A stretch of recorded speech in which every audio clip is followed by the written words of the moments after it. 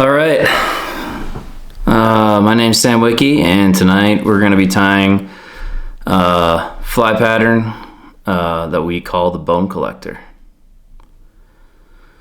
So we're just starting off with the Gamakatsu SL11, and going to put some nano silk thread on this guy. I'm using pink. Doesn't really, you can choose whatever color you want. This fly we've been tying for a long time, and it is commercially tied, but I tie it in a different color almost every time I tie it. So I switch up the dubbings, I switch up the legs, so just whatever, I guess.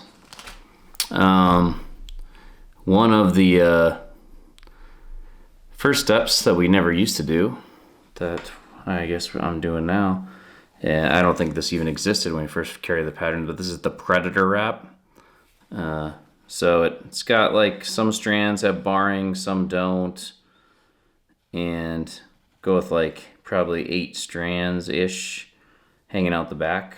This does a couple of, and we're gonna do like twice as long as the shank of the shank of the hook, which kind of be like the tie-in point here.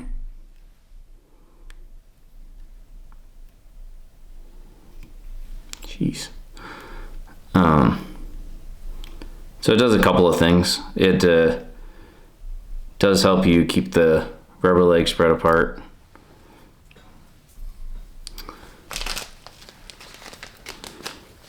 You don't need this to do that, but it helps. So then these are called silicone micro mini legs. I'm not sure why they call them that, because they really are honestly not that micro. There's way more micro versions of rubber legs, but this is the orange gold flake color. I love these silicone rubber legs. I use them on almost all the flies that I use rubber legs on, because it's one of the few rubber legs that really doesn't break down much in the sun, and or after a few uses the legs don't get brittle, so I like that.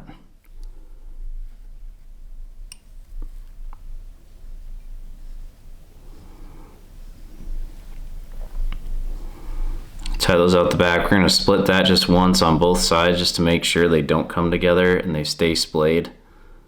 So just put a wrap around both sides of it to keep them apart. We'll cut those to shape, cut those to length later. All right, then I don't know if you guys, we're going to tie these bead chains on the Clouser style. So we're just going to do 5 wraps with the eyes facing me. And we're going to push the eyes up onto the top, and then 5 tight wraps to bring the eyes straight. And then we're just going to helicopter underneath the bottom to bring all those wraps together nice and tight. You just don't want to build up too big of a thing. Main reason here being is if you put too much thread where the eyes are, obviously we don't want the eyes to spin. All right, we want the UV resin to get all the way down, all the way onto the hook. Something's going on with my bottle, so we're just gonna dab it on here. But we want the thread rest to saturate. We want it to bond all the way to the hook when we hit it with the light. So I'm kind of a fan of not putting way too much thread on the hook, because it'll still spin anyways, and this way, if you put too much thread in this way, it'll keep it from spinning because the epoxy's all the way bonded to the hook.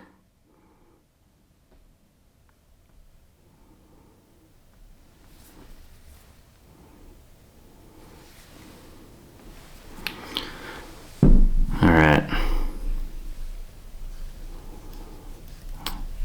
Okay, so then we're just gonna make a dubbing loop right here.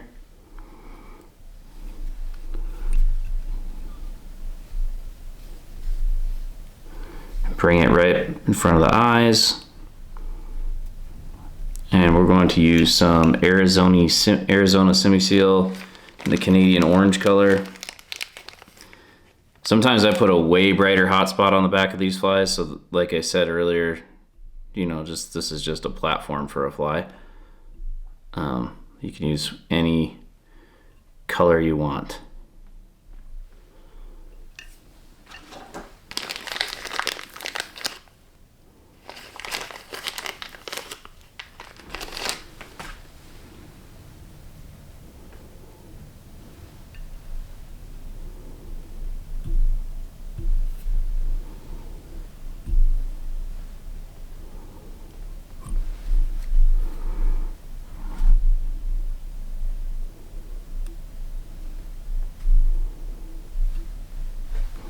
Okay, we'll pick that out just a little bit.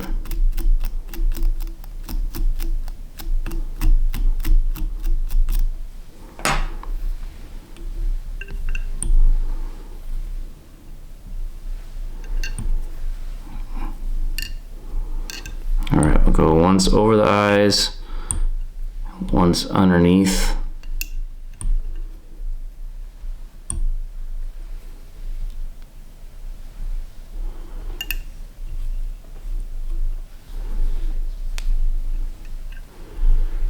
And tie it off right in front of the eyes.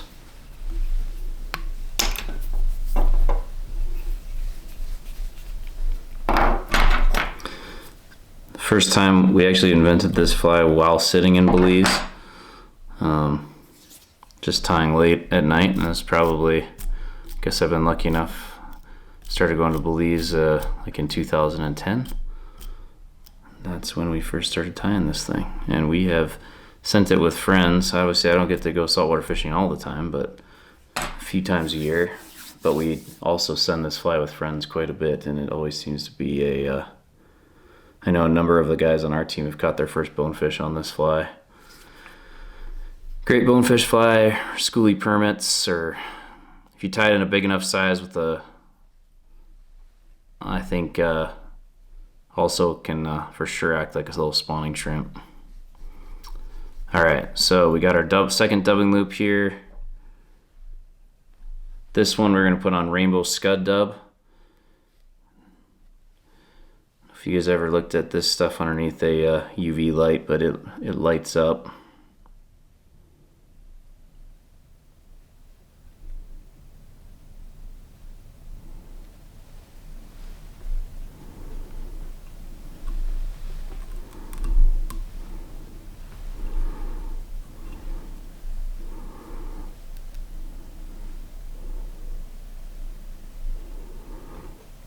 Kind of like that. We want it to stay pretty sparse in that loop before we spin it.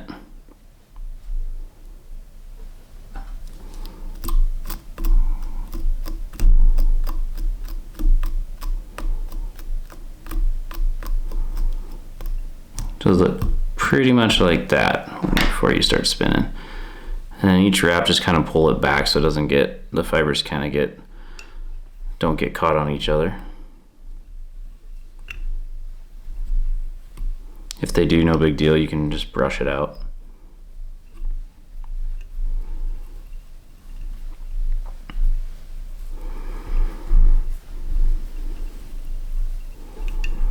One awesome thing about this fly with this rainbow scud dub, it looks very translucent-y in the water. And with all the UV on this fly, I don't know how much it matters on the flats style fishing, but if we do get into some dark water or whatever, this does have a lot of UV in it. All right, we'll trim the tag end off there, just brush it out a little bit.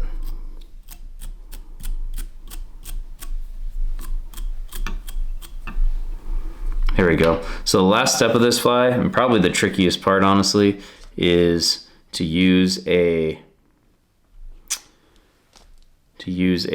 wood duck feather. All right, so when we're palmering a wood duck feather, what I found to work the best, and I've watched a bunch of people do it a bunch of different ways, but I strip one side of the quill. We want this to lay nice and neat on the hook. So we strip one side of the quill. That eliminates at least half the bulk. And then we're going to, so we'll take that. So we stripped one side. The tip doesn't matter, that's just what you're gonna basically hold on to. And then take the bottom part where the quill's in and strip the bottom half off too. So now we just have only the part that we really want on the fly is about 2 wraps of this section. So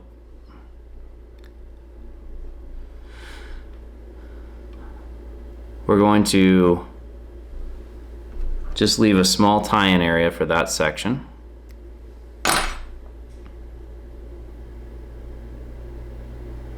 Tie it in good.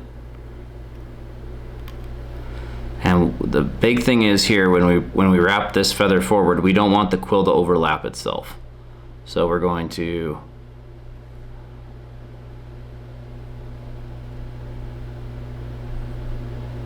just remember, when you're tying a bonefish fly, the top is the bottom.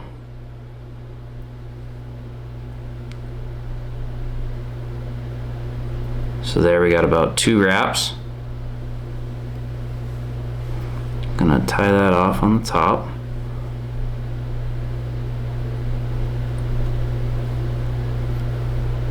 Cut our tag end off here. And we'll just let that lay flat and cover the quills so that we're actually tying in the hair at that point, or the feather.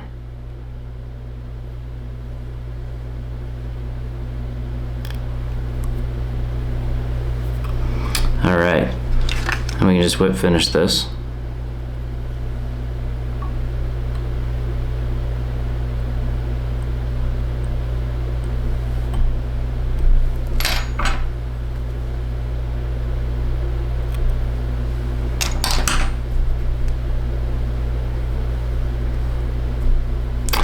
Don't forget to cut our tail to length.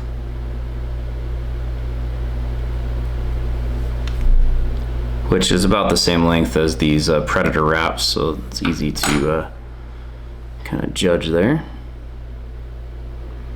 Just put a dab of UV on the top. It'll also keep these wood duck feathers in place.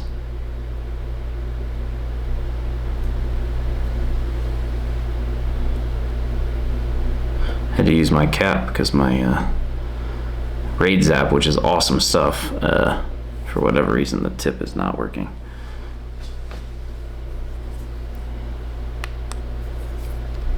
And you can see all the UV in there. Let me turn this main light off. You can see it probably even better.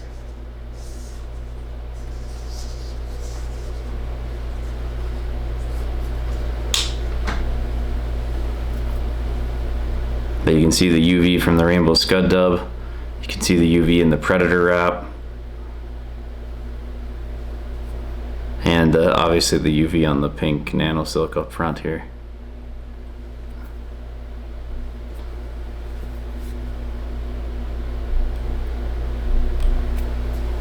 But yeah, that is the bone collector.